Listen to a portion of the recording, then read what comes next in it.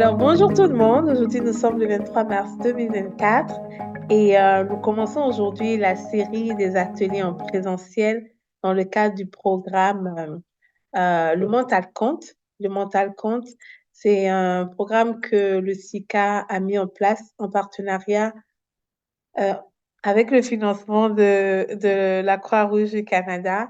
Et l'objectif de ce programme est réellement de pouvoir équiper les adultes, les intervenants, euh, toutes sortes de personnes qui sont en contact avec les jeunes afin de pouvoir euh, savoir comment réagir, comment prévenir, comment anticiper tout problème qui peut être lié à la santé mentale et euh, s'assurer vraiment que nos communautés sont bien outillées pour la chose, pour la cause. Et je vous présente Charlotte. Bonjour tout le monde et merci Sandra pour l'introduction. Alors, comme tu as dit, mon nom est Charlotte Mouraké. Je suis travailleuse sociale de formation et je suis aussi psychothérapeute. Donc, je travaille auprès des jeunes essentiellement. Ça fait longtemps que je suis dans le domaine de la santé mentale et des services sociaux, plus de 20 ans. Alors, j'ai vu plein de situations, j'ai vu plein de défis, mais aussi plein de succès. Alors, les succès, entre autres, ça vient justement de ce qu'on fait aujourd'hui, partager l'information. Je vois beaucoup de communautés qui commencent à vraiment vouloir connaître tous les enjeux autour de la santé mentale. Et SICA en fait partie. Et je pense que c'est vraiment une bonne initiative. Et j'ose espérer que ce que je vous ai préparé aujourd'hui aussi dans l'avenir, on va mettre tous les puzzles ensemble pour construire quelque chose, une connaissance euh, qui va servir nos communautés. Okay? Alors, sans plus tarder, aujourd'hui, le thème qu'on a choisi autour du problème de la santé mentale, mais chez les jeunes et les enfants. Okay? Maintenant, je vais qu'on fasse une petite activité ensemble. OK? Qu'est-ce que la santé mentale pour vous?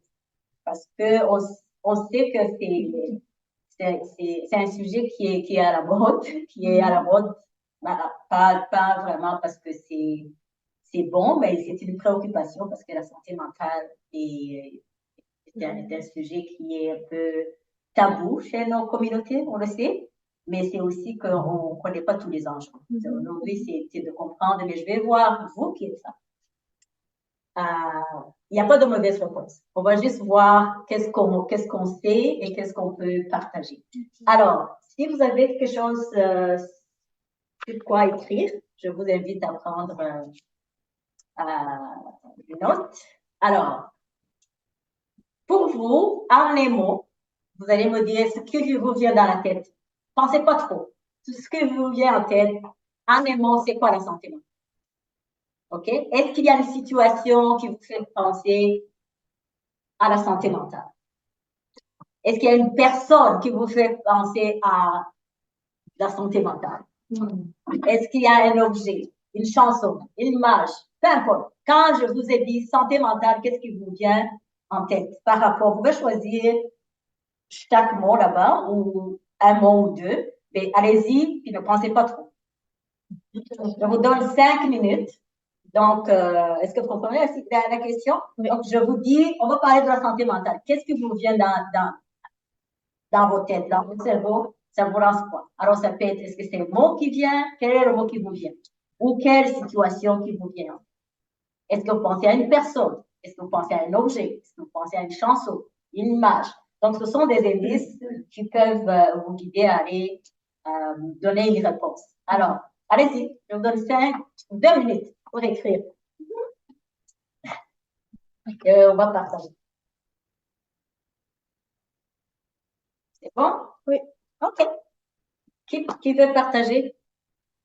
Moi, je peux me lancer. Vas-y. Quand j'entends santé mentale, le premier mot, moi, qui me vient, c'est émotionnel. Émotionnel.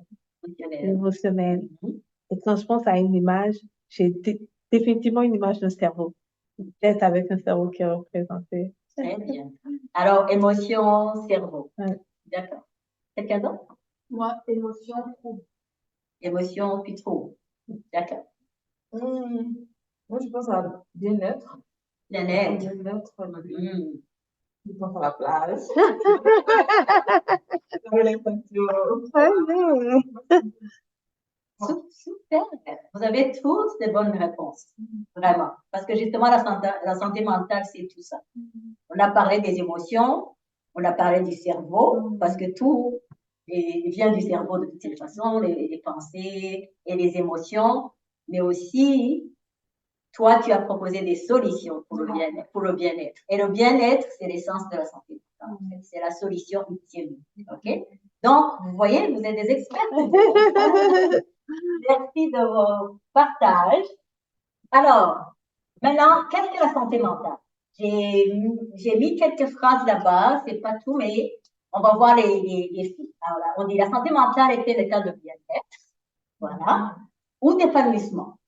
À l'instar de notre santé physique, notre santé mentale varie. Il nous arrive de trouver des troubles de santé mentale. Donc, le bien-être, justement, c'est ce qui est l'essence vraiment de notre santé mentale. Et bien-être et épanouissement, c'est ce qu'on vise. OK? Si on se sent stressé, débordé, triste, on ne se sent pas bien, ce sont des sentiments normaux. OK? Donc, on vise le bien-être, mais la vie étant la vie, on n'est pas tout le temps heureux, on n'est pas tout le temps sur la plage ou épanoui. OK? Mais c'est normal aussi. OK? C'est normal de se sentir stressé, pas tout le temps sur un nuage. Ça fait partie de la vie. OK? Mais tout ça, tous les problèmes de la vie, justement, ça vient contrer notre épanouissement et affecter notre santé mentale.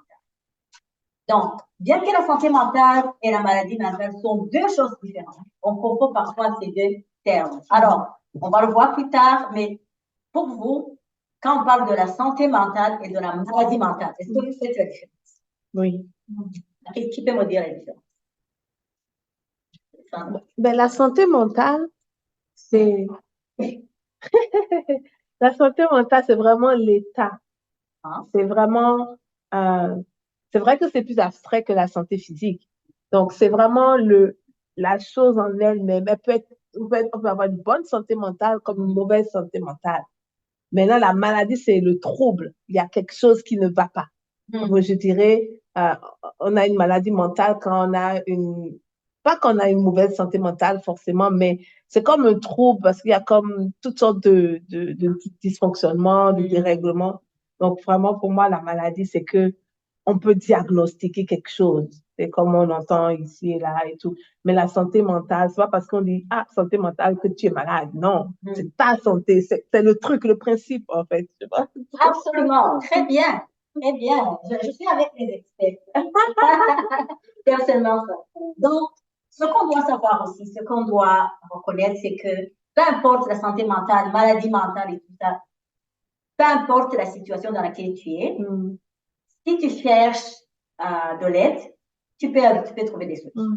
Donc, l'idée, c'est d'être au courant dans quel état on est mentalement. Et si on a justement des troubles, ou même juste un état de stress, il faut avoir des solutions. Il faut chercher des solutions. OK? Mais aussi de dire que ce n'est pas parce qu'on a une maladie mentale ou un trouble qu'on a une mauvaise santé mentale. On va le voir plus tard. Donc, ce sont des notions qui on peut peut-être confondre parce que justement, c'est un tout. Mais on va comprendre plus plus tard. J'ai une petite vidéo qui va vous donner quelques éclaircissements.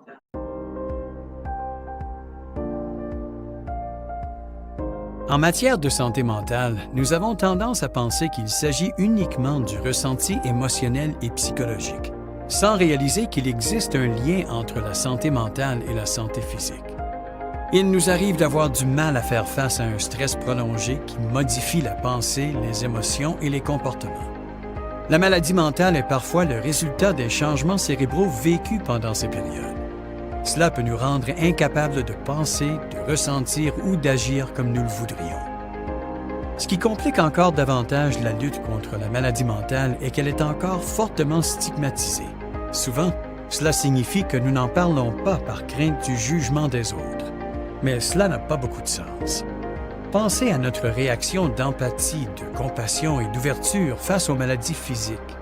Pourtant, ces maladies comportent elles aussi leur lot d'inconnus.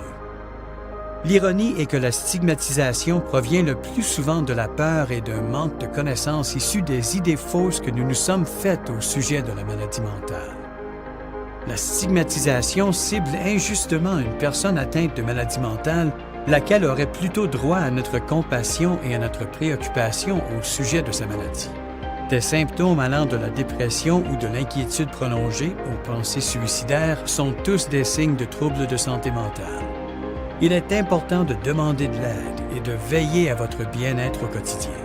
Pour ce faire, il faut faire de l'exercice, dormir suffisamment et manger des aliments sains. Prenez soin de votre vie sociale en gardant contact avec vos amis et en vous impliquant dans la collectivité. La méditation et les exercices de respiration sont d'autres excellents moyens de se détendre. Quel que soit le moyen utilisé, n'oubliez pas que votre santé mentale est tout aussi importante que votre santé physique.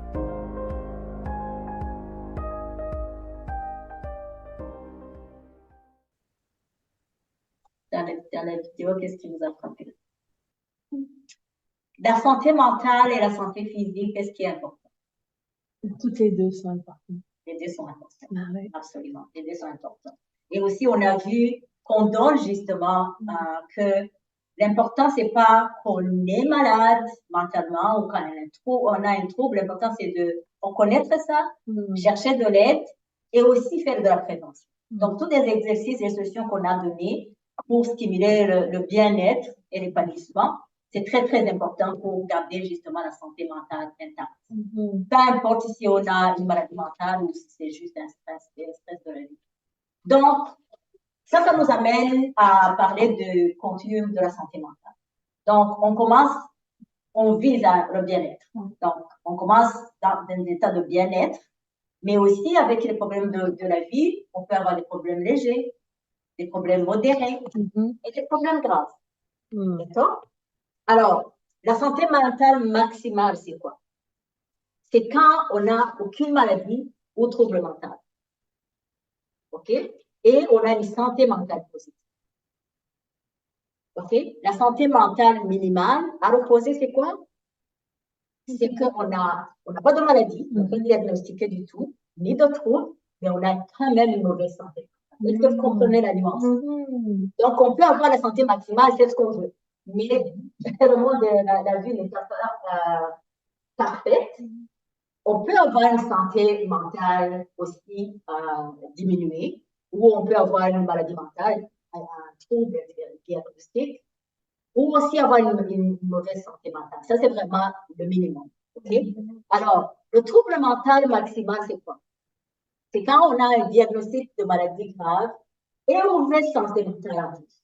Donc, vous voyez, on n'a pas de maladie, puis on a une bonne santé mentale. Ça, c'est le santé mentale maximale. Le minimal, c'est que on a un diagnostic, mais on a une mauvaise santé mentale parce que peut-être on est stressé, on vit mal. OK? Maintenant, quand on a un trouble mental minimal, on a un diagnostic ou une maladie, mais on a une bonne gestion de la maladie et on a une santé mentale positive. Alors, le slide suivant va nous résumer ça. Si vous voyez bien, on a une bonne santé mentale, ici, versus une santé mentale précaire. OK? Puis on a une maladie mentale sévère versus aucune maladie. Alors, quel serait le croisement en fait, le picture en général de la santé mentale?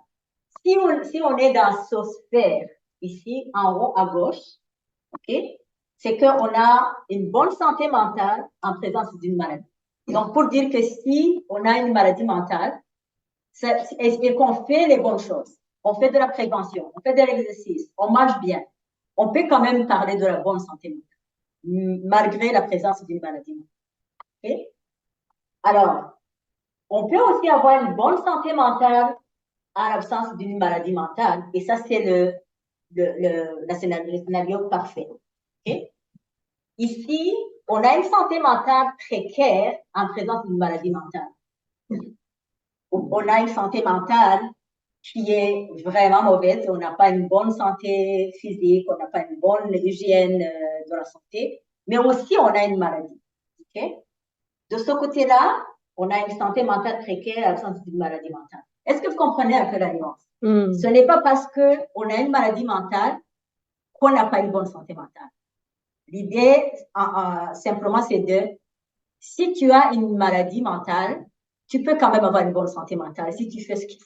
Oui, bien sûr. Et si tu n'as pas de maladie mentale du tout, tu n'as aucun trouble, mais que tu ne vis pas une bonne vie, comme tu n'as pas une hygiène de vie, tu peux quand même avoir une mauvaise santé mentale. Donc, la santé mentale, une bonne santé mentale ne dépend pas de la présence ou de l'absence d'une maladie ou d'un trouble. C'est comment tu gères ta vie de tous les jours. D'accord? OK. Bon, alors, on va parler des statistiques. Ayant compris ce que c'est la santé mentale, c'est que depuis le COVID, on a vu qu'il y avait beaucoup de détresse psychologique, de symptômes d'anxiété, de dépression. Donc, la santé mentale en général, dans la population en général, c'est détériorée. Okay? Ouais. On le sait tous pourquoi. Donc, les statistiques, c'est qu'au Canada, là, maintenant, on va parler des enfants vraiment. 1 million, 2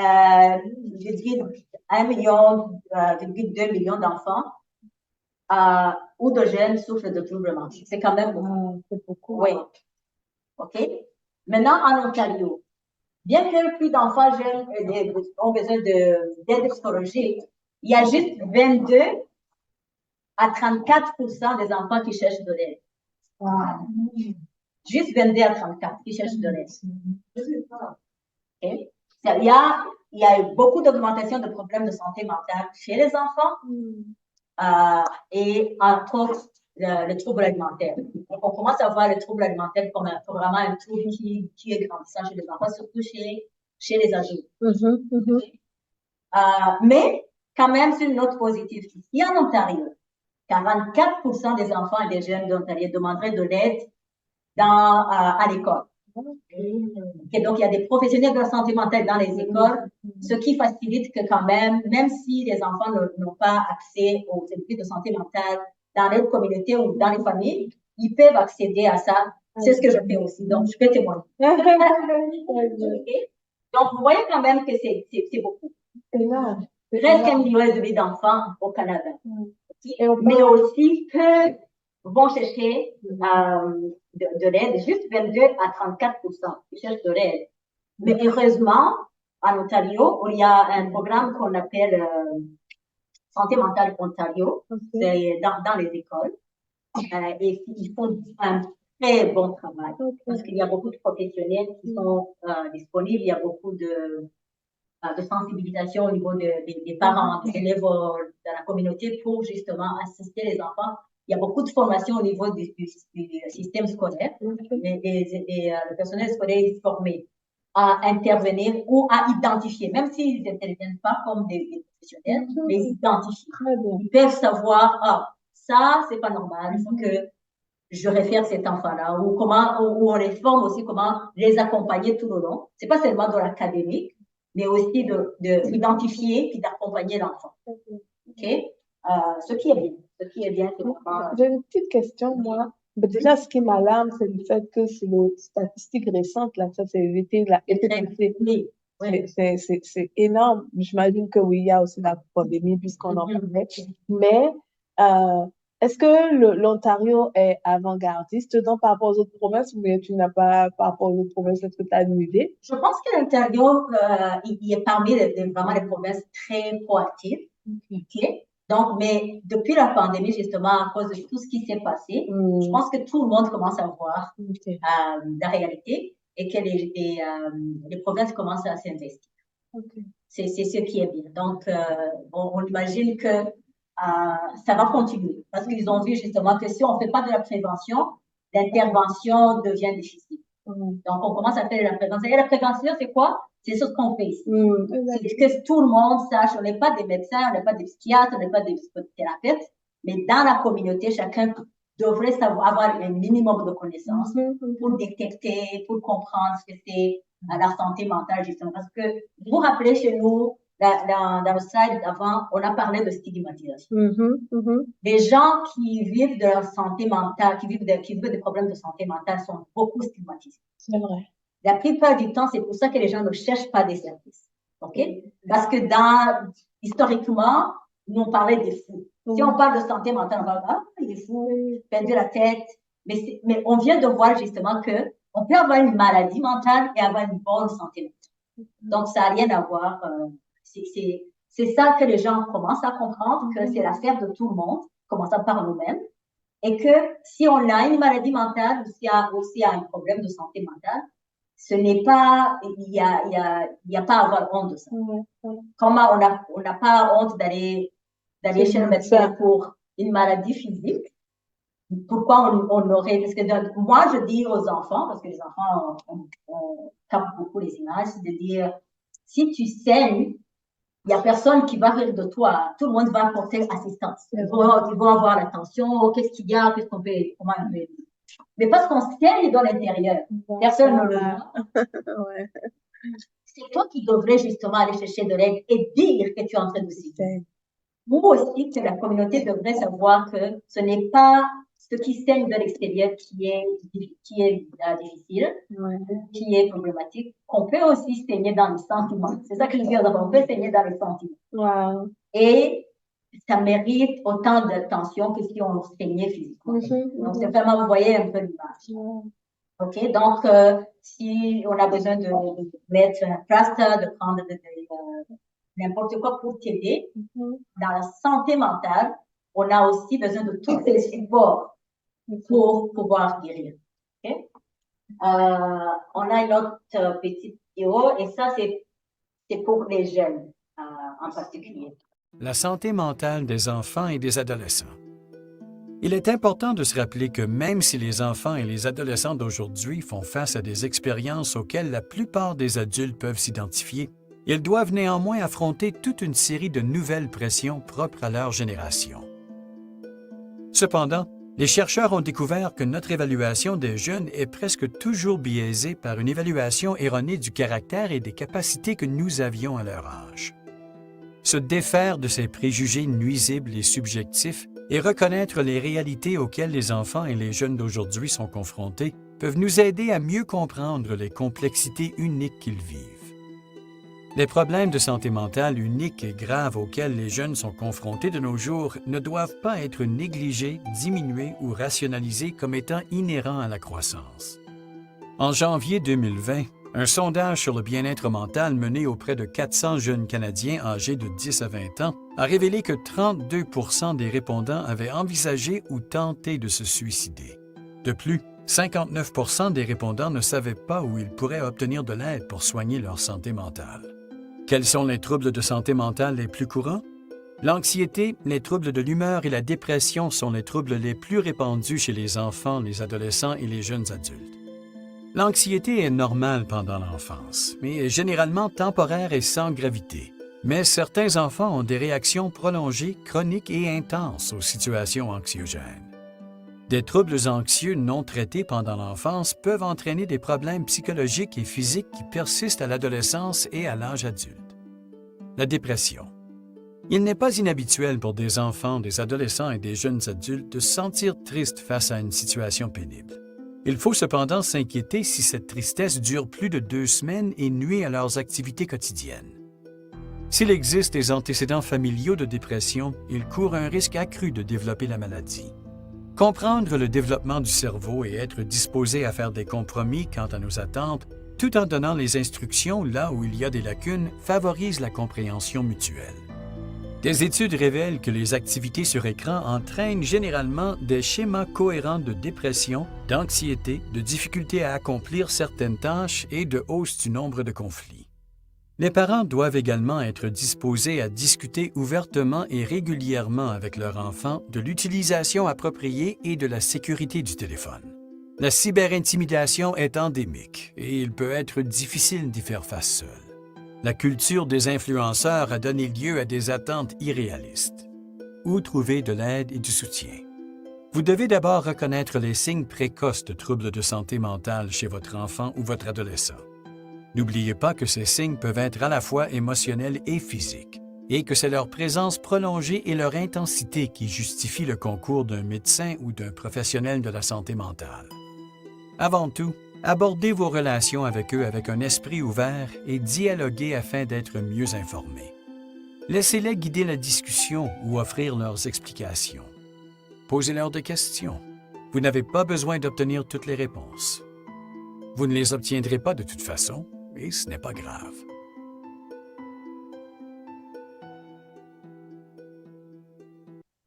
OK? On a vu que les jeunes ne sont pas laissés en dehors de la pandémie, de la santé mentale, et que c'est de plus en plus. On a parlé aussi beaucoup de facteurs qui causent maintenant le problème de santé mentale chez les jeunes, dont Les écrans. les écrans, il y a beaucoup de cyber-intimidation qui se passe. Il y a beaucoup la culture des influenceurs.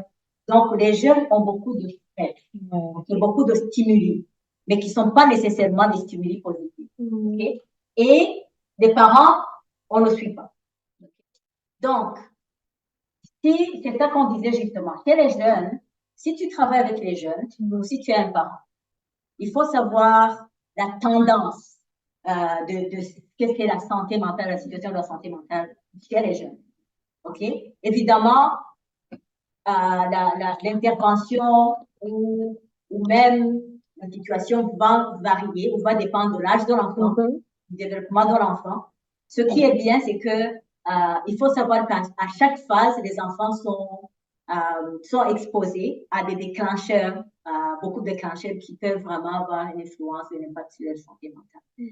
On va avoir un atelier sur le développement social des enfants pour voir justement quelle est la différence entre les âges des enfants, à quel âge on fait quoi, à quel âge les enfants sont, comment ils réagissent. Donc, c'est aussi de savoir que les enfants à la petite enfance ne vont pas réagir, ne vont pas avoir des impacts de la santé mentale, de l'influence environnementale que chez les ados.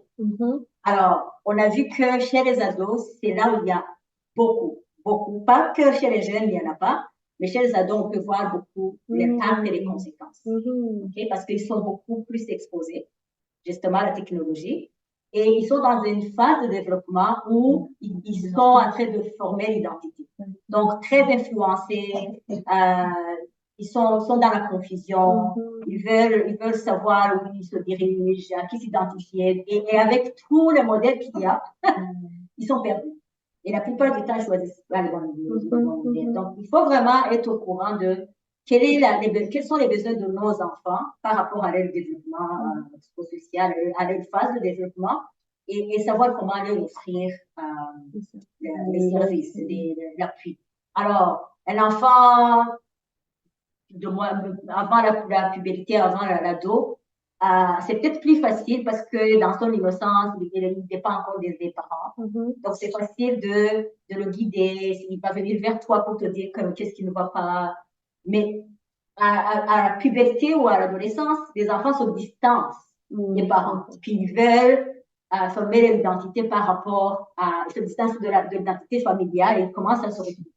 Alors, ils vont aller chercher à gauche, à droite. Et c'est là qu'ils vont justement connecter avec plein de modèles, plein de situations dans l'environnement qui va justement les affecter. Alors, il faut savoir aussi comme parent ou comme bénévole, quelqu'un qui travaille avec les enfants, faire ce chiffre, de savoir, c'est quoi le besoin derrière le comportement de l'enfant. Parce que tout ce qui est émotionnel, tout ce qui est, vont se traduire par un comportement. Et la plupart du temps, c'est ça qu'on voit. On parle du comportement. Mais au lieu d'aller faire cesser le comportement par plein de choses, des fois ce sont des punitions, ce sont des conséquences, il faut aller voir le besoin derrière le comportement. Okay? Parce que le besoin derrière le comportement va avec l'émotion que tu vois. Okay? Et l'émotion va avec la pensée de l'enfant à ce moment. Okay? Donc, si tu ne sais pas justement comment aller d'abord vers la pensée, comprendre l'émotion et comprendre le comportement, tu vas juste agir sur le comportement. Et c'est ce qu'on fait. Donc, les ados, ils vont avoir beaucoup de comportements. On va, oh, c'était l'ado. Mais derrière ce comportement, il y a toujours un besoin. Okay? Et vous savez qu'ils sont tellement exposés et que la collaboration ou la connexion avec les parents commence à se casser un peu. Donc, si on n'est pas stratégique pour aller les rencontrer dans leurs besoins, on les perd. Parce qu'ils sont déjà en mouvement vers l'extérieur. Et si on veut couper le comportement d'une façon inappropriée, c'est comme si on les poussait encore plus. On les perd complètement. Donc, c'est très important de comprendre ces phases. Et ça, c'était l'atelier qui va venir bientôt. Et ça va être bien. Mais là, il faut comprendre aussi c'est quoi ce qui les affecte beaucoup plus. Okay? Alors, le comportement, par exemple, qui est très problématique pour le moment chez les jeunes, les ados ou les jeunes adultes, c'est le suicide. Et le suicide, c'est vraiment l'ultime comportement, l'extrême comportement de désespoir. Alors, avant de se rendre là, ils sont passés par le stress, l'anxiété, la dépression. Il y a aussi des maladies mentales et troubles mentaux qui s'ajoutent. Donc, avant même de se rendre au traitement des troubles ou aux thérapies, il faut justement que ça commence en bas. Et en bas, c'est qui? C'est toi et moi, c'est les parents, c'est les bénévoles, c'est les profs. Donc, je pense que Sika a compris que justement, si on ne bâtit pas la fondation, la maison va s'écrouler. Oui, absolument. Ouais. Et en plus de ça, on n'a pas assez de services de traitement, de services en haut de la pyramide. Il faut travailler en bas. Il faut commencer par la base pour au moins que on aide ceux qui n'ont pas besoin d'aller nécessairement vers les traitements, mais qu'on fasse de la prévention ou qu'on fasse de l'intervention précoce. Okay? Et ceux qui vont aller chez le médecin, ceux qui vont aller chez le psychiatre, ce sont vraiment des gens qui en ont besoin, mais autour d'eux, on les a compris, on a pris en charge, on les a accompagnés. OK? Oui. Alors, les symptômes des problèmes de santé mentale. Si les adultes pensent et sont au courant vraiment et s'informent, ils peuvent remarquer des changements dans le comportement et les émotions. OK? Et qui va alerter justement qu'il y a un potentiel d'un problème de santé mentale qui commence. D'accord? Alors, ces émotions et ces comportements, comment on va le savoir en fait? Tu vas commencer à voir les comportements de l'enfant, mais ils sont vraiment contraires à la personnalité de l'enfant. Tu connais ton enfant et ton jeune. Même si c'est pas ton enfant, tu es un enseignant, tu es un bénévole, tu connais plus ou moins la personnalité de l'enfant. Donc, s'il y a un changement dans le comportement, dans l'émotion, tu devrais commencer à te dire, et pas comme, pourquoi tu fais ça? Mais c'est quoi le besoin derrière? C'est quoi le besoin derrière l'émotion? OK? Alors, est-ce que cette émotion et ce comportement ont un impact négatif sur la capacité de l'enfant à profiter de la vie de tous les jours? Évidemment. Comme nous tous, les enfants aussi, s'ils sont affectés émotionnellement, ils vont justement, comme nous aussi, mais ils vont le démontrer par un comportement ou par une émotion. Mais on va voir aussi que dans la vie de tous les jours, ça va affecter. Peut-être Christophe il aime jouer, il aime regarder, il va s'isoler, il va être triste. Donc, il y a une attitude, un comportement qui va changer, non seulement va changer, mais va complètement changer sa façon de vivre de tous les jours. Ça va se couper son plaisir, ses intérêts. Donc, on peut le voir déjà, ça se voit. Est-ce que ce comportement, cette attitude a un impact négatif sur la famille? Les ados. Okay? Les ados, ce sont eux qui, justement, commencent à avoir des comportements qui impactent l'environnement. Parce qu'ils sont en opposition, ils vont le démontrer d'une façon plus provocante, ils sont en défi dans l'autorité. Donc, ça va affecter l'environnement et en premier lieu la famille. D'accord? Est-ce que ça entrave tout ce qu'il fait ou comment il se sent? Est-ce que ça entrave son apprentissage à l'école? Est-ce que ce comportement se répète? Parce que si un enfant fait un comportement ponctuellement, OK, ça peut aller. Mais si ça devient quelque chose qui est répétitif, donc ça devient encore un problème. Ça peut déjà commencer. Ce sont des drapeaux rouges. Okay? Est-ce que c'est intense? C'est pas seulement dans la fréquence, mais c'est dans l'intensité. Okay? Est-ce qu'ils sont plus durables? Donc, c'est intense, c'est répétitif, mais aussi c'est dans le temps, ça s'étire.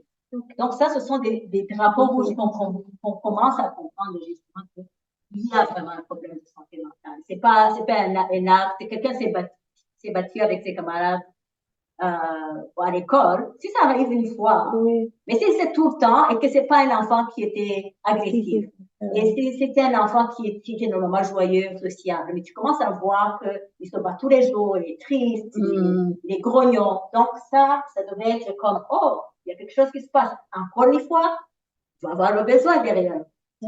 Okay.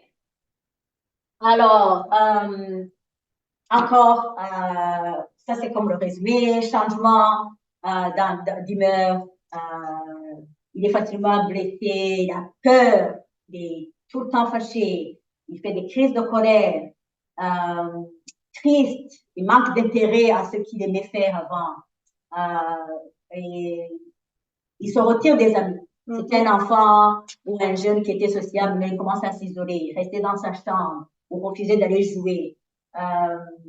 Ou il va aussi, contrairement, vouloir aller tout le temps vers les gens, alors que, comme d'une façon, ouais, c'était pas nécessaire. Donc, c'est peut-être qu'il a une influence. Il commence à aller dans les gangs, ou il commence à aller à l'extérieur pour ne pas faire face à son problème ou fuir la maison. Donc, c'est vraiment dans le changement, dans l'intensité qu'il faut remarquer. Okay? Est-ce qu'il a besoin accru de contact et d'assurance chez les jeunes? C'est pas un enfant autonome qui jouait, mais là, il veut toujours l'attention, il veut toujours se coller. Donc, il y a quelque chose qui change. Il a beaucoup d'attention qui c'est pas normal. Ça, c'est chez les jeunes, pas chez les ados. Les ados, ils fuient. Les petits comme Christopher, là, il va venir demander l'attention de façon négative. OK? Il va pas avoir d'intérêt pour ses jeux, ses activités, ou même pour l'école. Okay? Il va avoir des problèmes de concentration. Ça, on le voit beaucoup dans les écoles. Il va avoir une faible tolérance à la frustration et à l'irritabilité. C'est quelqu'un qui, normalement, pouvait résoudre des conflits facilement, mais quand maintenant il est sur les bords. On le regarde, il pleure, on le regarde, il frappe, on regarde donc la sensibilité et l'irritabilité. Il y a aussi ce qu'on appelle les somatisations. Ce sont des petits mots, des petites maladies, des petits problèmes physiques qui vont venir, mais il y a rien qui est, on va amener l'enfant chez le médecin, mais il n'y a rien, il n'y a pas de maladie.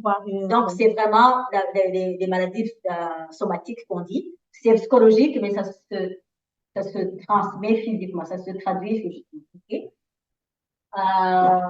En fait, ce qui est vraiment intéressant aussi, c'est que quand les enfants sont malades, maladies physiques, on le voit aussi avec certains de ces signes.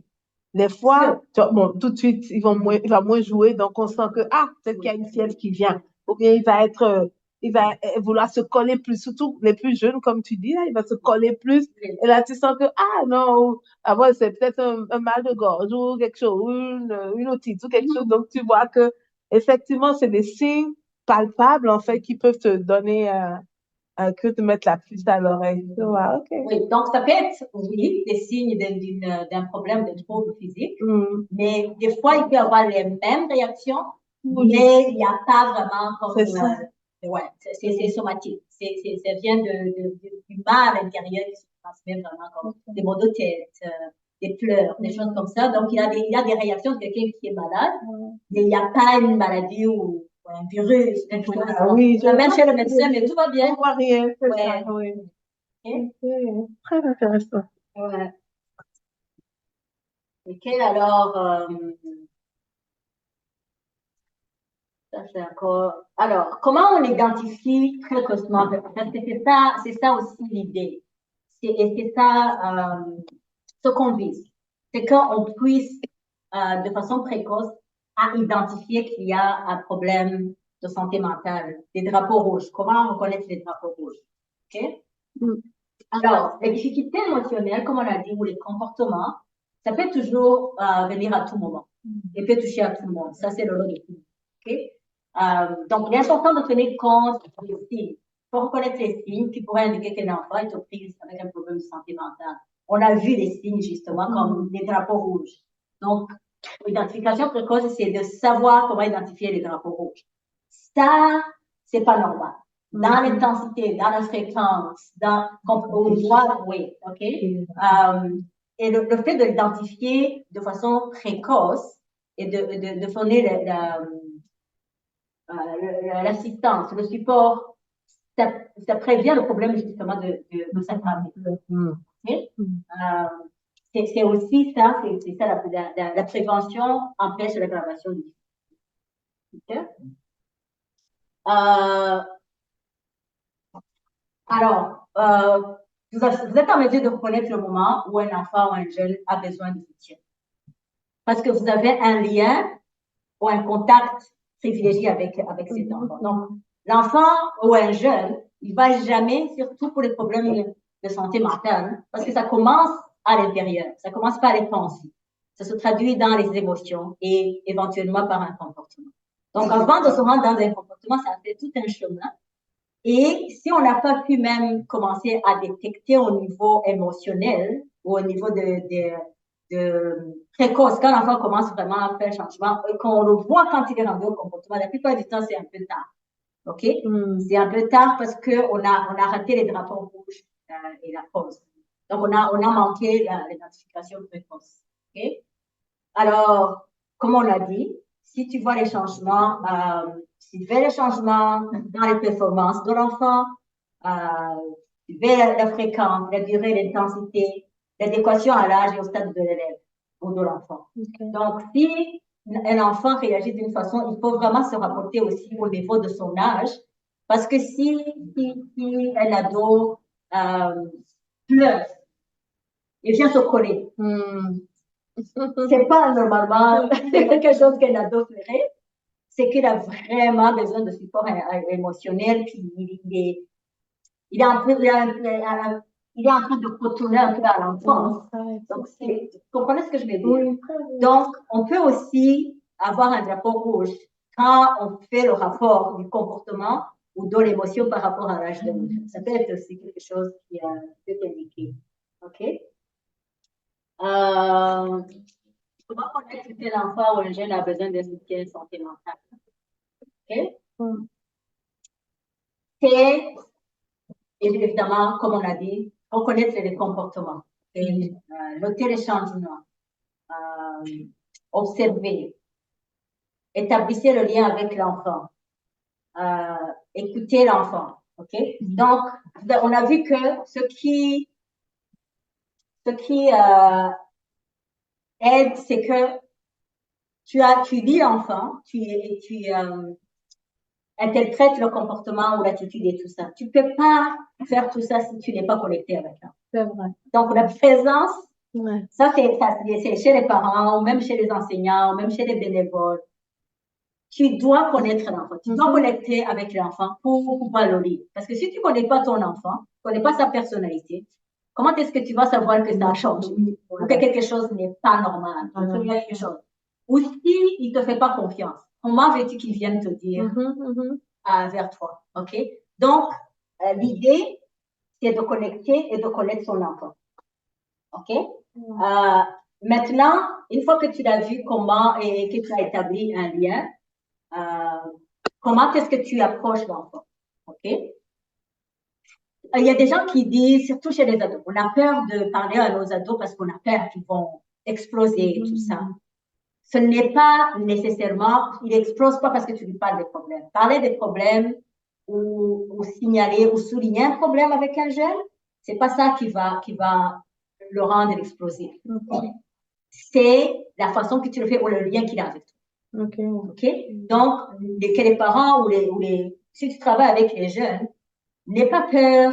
Si tu as établi un lien avec un jeune, si tu te fais confiance, si tu soulignes le comportement de façon appropriée, Il n'est pas en train d'être blâmé. On est en train juste de faire un constat.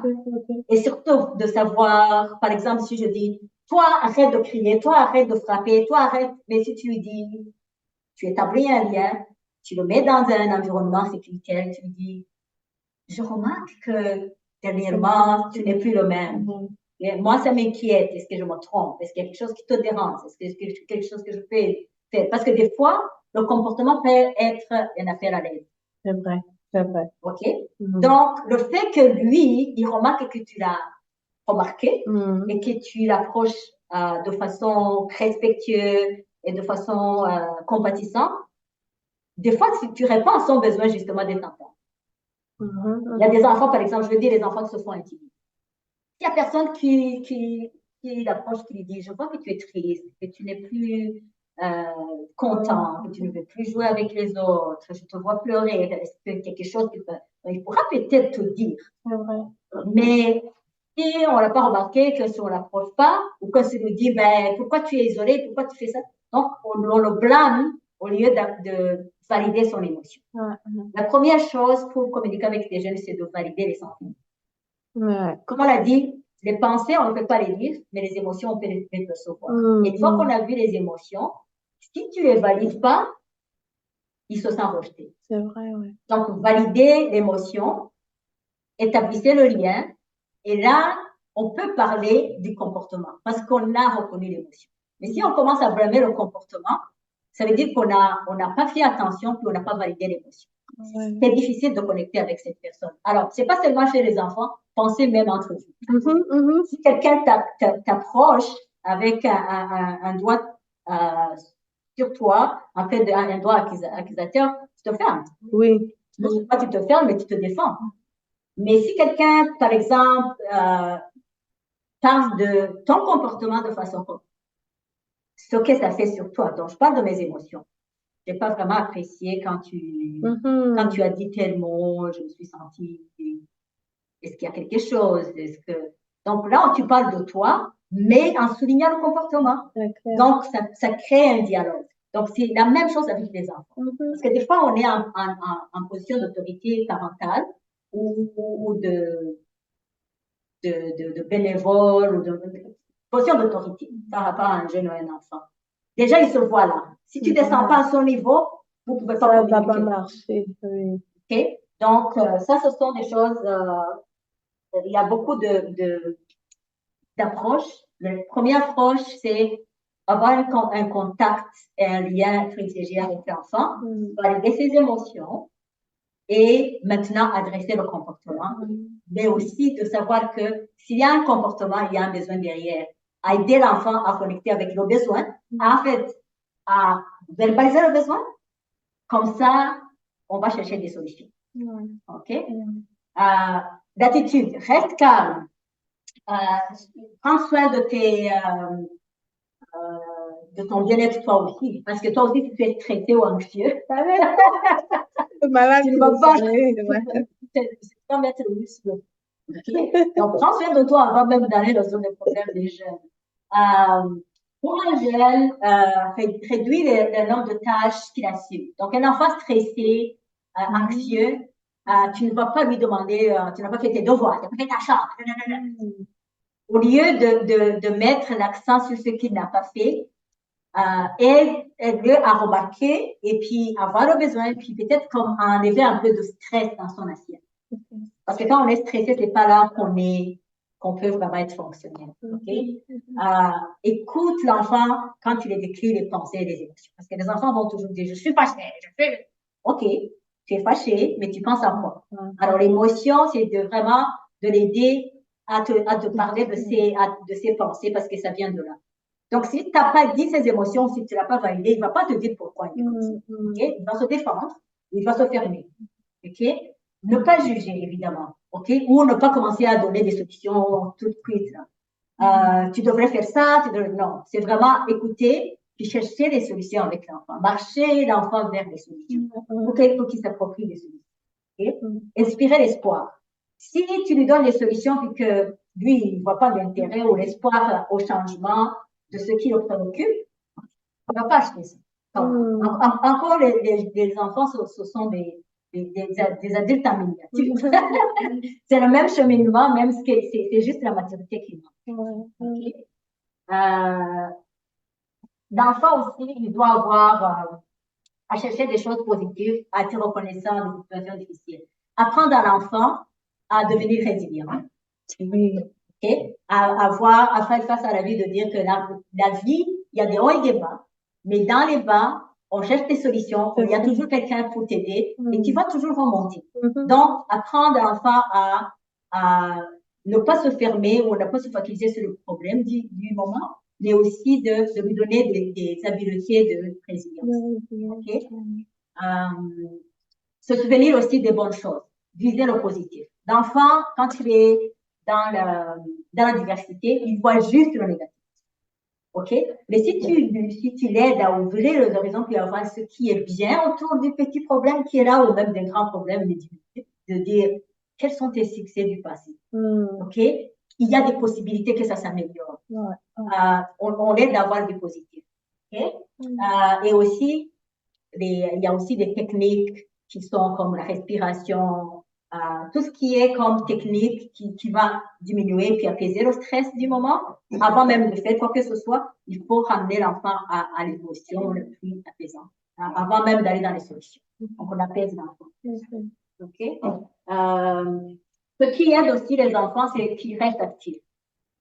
Si l'enfant, justement, la respiration, faire un exercice. Si tu dis à l'enfant, okay, on va aller marcher dans la nature, cours un peu, compte, respire. Donc, tout ce qui va l'aider à revenir à l'état normal, à son rythme cardiaque, à distraire au niveau des pensées, le ramener à une émotion qui est régulière. Là, on peut commencer à laisser des solutions. OK? C'est bien de savoir ce que l'enfant, dans ses activités qu'il aime,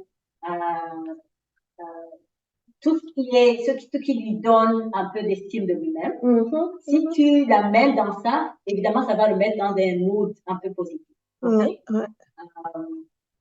Alors, autre chose qui marche vraiment avec les enfants, que ce soit comme de le ramener avec toutes les techniques de gestion de stress et d'émotions, c'est de lui donner un sens. Un sens de faire du bien, un sens de s'accomplir, comme nous tous. Un enfant qui est isolé, qui a perdu espoir, qui ne se voit nulle part, qui pense qu'il n'est pas aimé, tout ça, la plupart du temps, quand tu lui donnes dans les choses qui lui donnent du plaisir, qui lui ramène la vision de sa valeur, okay? De connecter avec sa valeur, connecter avec son identité, de s'épanouir, de voir qu'il est quelqu'un qui peut devenir quelqu'un qui peut s'améliorer, son moral va changer. Ça va l'aider. Okay? Donc, ce sont des activités que nous, on pense que c'est acquis, mais c'est comment les transmettre. OK? On dit souvent que il n'y a pas de manuel pour être parent, là, ça s'apprend et tout. Mais là, on réalise que quand tu dois intervenir auprès des jeunes, il y a tellement de codes que tu dois connaître, en fait, tellement de choses que tu dois... Parce que nous, on a des bénévoles de tous âges. On a des bénévoles qui sont super jeunes, là aussi. Tu sais. Même s'ils sont peut-être passés par des choses semblables, ils n'ont pas la formation pour ça. D'où je pense vraiment l'importance de pouvoir être en contact avec ce genre de notions. Il y a des enfants que tu vois, comme nous, là, tu vas le voir une fois par mois. Oui, avec le temps, tu vas apprendre à le connaître. Mais c'est de pouvoir vite déceler, tu vois, un comportement qui n'est pas normal. Alors que tu es entouré d'une multitude d'enfants aussi, là, je dirais, c'est les vraiment... enfants qui ont différentes personnalités aussi. Oui, c'est ça. Les propres enfants, ils ne sont pas pareils. C'est ça, effectivement. J'ai des enfants, là, ils sont comme les aussi. Complètement différents. Donc, même si tu avais le manuel, ça s'appliquerait même pas. Donc, imagine qu'on devait. Alors, c'est pour ça que dans cette présentation, j'ai mis vraiment des choses que monsieur et madame, tout le monde devrait savoir. D'abord, nous-mêmes, nous connaître. Comme on a dit, si on ne se connaît pas, si on est stressé nous-mêmes, on ne peut pas aller prendre soin des gens. Tu ne peux même pas déceler, déjà. Et si tu décèles, maintenant, tu fais quoi? Parce que des fois, ce sont des habiletés tout naturelles que tu as en toi, mais tu ne sais pas à quel moment l'utiliser. OK? Et comment l'utiliser. Et si tu travailles avec un jeune, tu ne peux pas utiliser la même stratégie à un jeune enfant ou à un ado. Donc, tout ça, ce sont des notions que c'est pas pour devenir des professionnels de la santé mentale, mais c'est pour être un membre actif et efficace de la communauté. De la communauté. Okay? Ouais. Alors, quand est-ce que tu devrais demander de l'aide supplémentaire? Si toi, tu travailles avec les jeunes, tu essaies de naviguer avec ces jeunes-là, mais tu te dis, justement, c'est aussi important de dire, ce n'est plus à mon niveau. OK, j'ai fait ce que j'avais à faire, mais je pense que ce problème devient un peu au-delà de mes moyens, de mes connaissances. So, si l'enfant ne semble pas s'améliorer avec les actions que toi as essayées, ça veut dire que, ouais, tu as besoin de monter un peu le degré d'aide. OK? Si vous-même, vous sentez que vous êtes inquiet pour son bien-être, ça ne s'améliore pas, il est vraiment comme c'est en train d'aller dans un sens tellement négatif, là, on devrait aller demander de l'aide. OK? Alors, si l'enfant ou un jeune adopte un comportement d'automutilation, fait usage des problèmes, des substances ou des choses comme ça. Donc, ça, c'est quand un enfant se coupe, l'automutilation, il y a des enfants beaucoup qui se coupent, il est en train de vivre une douleur qu'il veut sortir. OK? Donc, lui, c'est une façon de se distraire. Donc, à l'intérieur, je ne peux pas toucher. Donc, il faut que je contrôle la douleur. Je coupe, au moins ça, je le contrôle. Donc, c'est une façon de contrôler son... Ouais, donc, les ados se coupent ou se brûlent, ou se frappent. Donc, l'automutilation, c'est une façon de contrôler la douleur intérieure qu'on ne peut pas toucher. Okay? Abus des substances, c'est aussi contrôler la douleur parce qu'on veut masquer. On veut masquer. Okay? Ou il va le dire, il va avoir des pensées suicidaires. Il faut, quand ça commence à aller à son niveau, malgré tout ce qu'on a fait, on a accompagné, on a validé, on a fait tout ce qu'on a pu faire comme la personne vraiment, que l'enfant, qui est dans l'entourage de l'enfant, tu le connais, tu fais confiance, tu as accompagné, tu as fait tout ce qu'on a vu, tu t'en vas vers ses comportements, ce n'est plus à ton ressort. Il faut vraiment aller au niveau des professionnels. Okay? Surtout quand on est rendu aux pensées suicidaires. J'imagine que là aussi, il y a les troubles de santé. Quand tu vois que l'enfant ne mange plus ou bien tu sens la boulimie ou l'anorexie. Oui, c'est vraiment... oui. Parce qu'on a vu dans les statistiques que le problème alimentaire commence à être un problème de santé mentale chez les adolescents. Oui, surtout. Boulimie, anorexie. Donc, tout ça, ce sont des mécanismes de défense ou de survie, mais qui ne sont pas appropriés. Okay? Donc, en cas d'urgence aussi, surtout en cas de pensée suicidaire ou quelqu'un, il y a des formations qu'on donne pour aussi, monsieur, madame, tout le monde, comment reconnaître, comment assister quelqu'un qui a des pensées suicidaires. Donc, qu'est-ce que tu fais avant d'aller, si quelqu'un se dit, je vais me tuer, ou d'aller reconnaître des signes, parce que la plupart du temps, c'est pas comme je vais me tuer. Oui, c'est ça. Il va le dire autrement. Mais si tu ne le sais pas, ça va se passer sous le nez jusqu'à ce qu'il le fasse. Une tentative. Oui, exactement. Donc, il y a aussi des formations sur ça. Donc, s'il est rendu là, tout ce que tu as à faire, c'est de ne pas le laisser seul. OK? C'est de communiquer avec ses parents ou tuteurs. Si tu es un bénévole, tu es en charge des enfants et tout ça, tu vois un comportement comme ça, toujours signaler aux personnes responsables de l'enfant. OK? Et si c'est vraiment comme il vient de peut-être essayer une tentative ou il est complètement hors de lui-même, si tu ne peux pas atteindre les parents et tout ça, il faut appeler les urgences ou aller à l'hôpital. Parce que là, c'est rendu à un niveau de crise que tu ne peux pas contrôler. Okay? Donc, la recherche des professionnels aussi, ça comprend le médecin de famille. Quand tu es un parent, tu vois ça, amène ton enfant chez le médecin. Okay?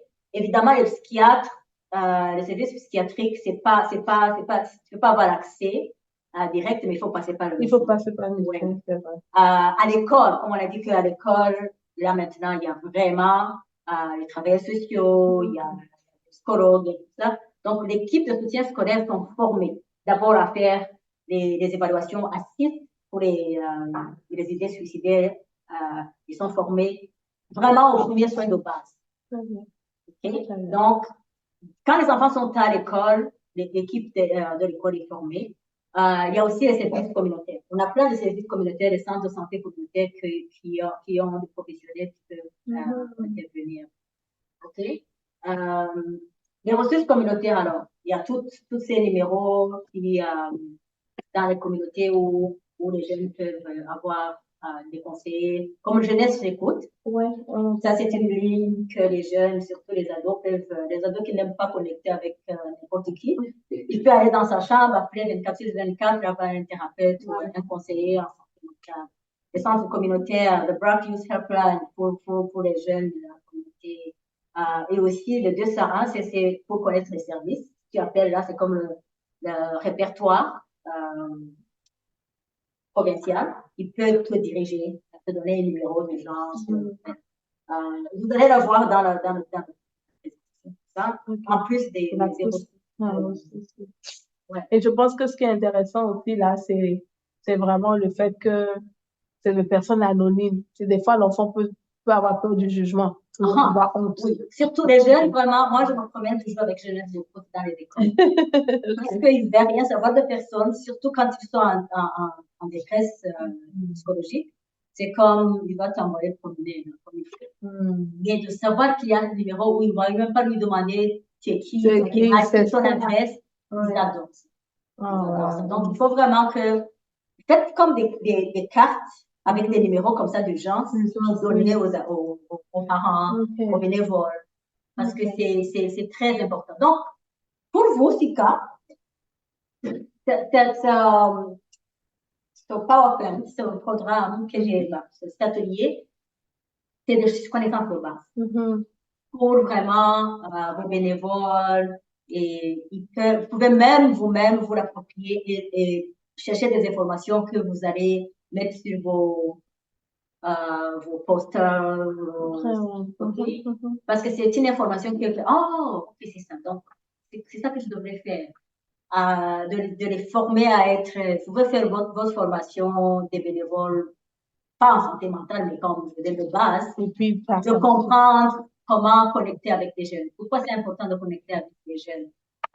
Comment s'adresser aux jeunes? Quels sont les drapeaux rouges qu'il faut reconnaître? Donc, c'est vraiment des informations, vous pouvez aller les chercher, vous approprier de ces informations et les partager comme vous voulez.